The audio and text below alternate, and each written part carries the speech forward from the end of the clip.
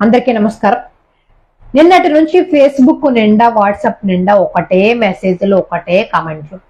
ఎవరు చూడు పవన్ కళ్యాణ్ గారి మీద బడి ఏడవటం తప్ప వేరే టాపిక్ అనేది లేకుండా పోయింది.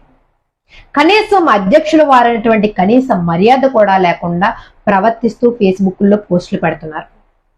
2019లో ఇదే పవన్ కళ్యాణ్ గారు మీరందరూ అనుకున్నట్లుగానే సింగిల్ గా పోటీ చేసి అన్ని స్థానాల్లో అన్ని సీట్లలో పోటీ చేసినప్పుడు ఏమయ్యారంట మీరంతా?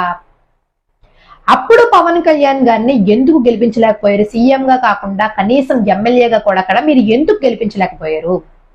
ఆ రోజు ఓట్ల గురించి ఆలోచించినటువంటి మీరు ఈ రోజు సీట్ల గురించి ఎందుకు ఆలోచిస్తున్నారని నేను ప్రశ్నిస్తున్నాను.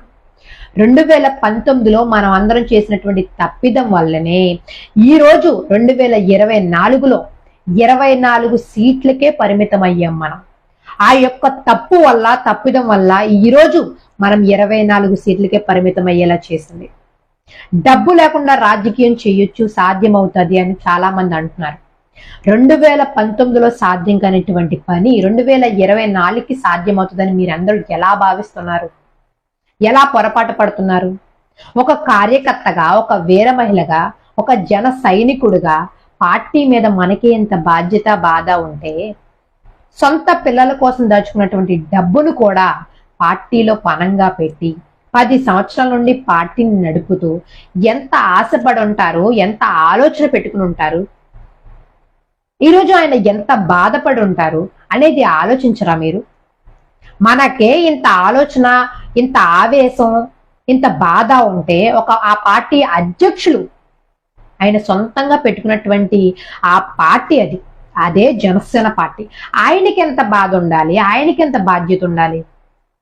అవతల మనం ఎదుర్కోబోతుంది, అవతల మనం యుద్ధం చేయబోతుంది ఒక నరరూప రాక్షసుడితో, ఒక పశువుతో, ఒక 420తో, ఒక క్రిమినల్తో.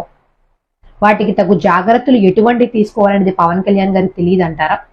ఎందుకు జన సైనికులు ఇంత ఆవేశపూరితంగా ఆలోచిస్తున్నారు? దయచేసి ఆలోచన విధానంతో ముందుకెళ్దాం. 2024లో జరగనిది 2029కి సాధ్యమయ్యే విధంగా మనం పార్టీలో బలమైన కేడర్ని సంపాదిద్దాం, పార్టీని ఇంకా బలపరుద్దాం.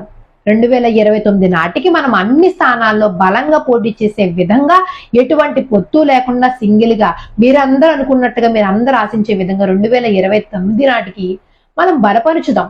ఎందుకు ఇప్పుడు అంత ఆవేశపూరితంగా ఆలోచించుని మనల్ని మనమే దిగజార్చుకుని పవన్ కళ్యాణ్ గారిని దిగజార్చడం?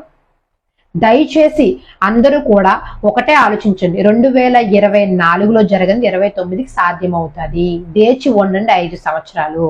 ఇచ్చినటువంటి 24 సీట్లని కూడా ఖచ్చితంగా బలంగా అత్యధిక భారీ మెజారిటీతో గెలిపించే విధంగా మనమందరం కూడా కృషి చేద్దాం. దయచేసి పవన్ కళ్యాణ్ గారి వ్యక్తిత్వాన్ని కానివ్వండి, ఆయన ఆలోచన విధానాన్ని కానివ్వండి, ఆయన తీసుకున్నటువంటి ఈ బలమైన నిర్ణయాన్ని కానివ్వండి, ఎవరు కూడా తప్పు పట్టద్దు. జన సైనికులందరూ కూడా, జనసేన వీర మహిళలందరూ కూడా, జనసేన కార్యకర్తలందరూ కూడా, జన సైనికులందరూ కూడా. జై జనసేన, జై హింద్.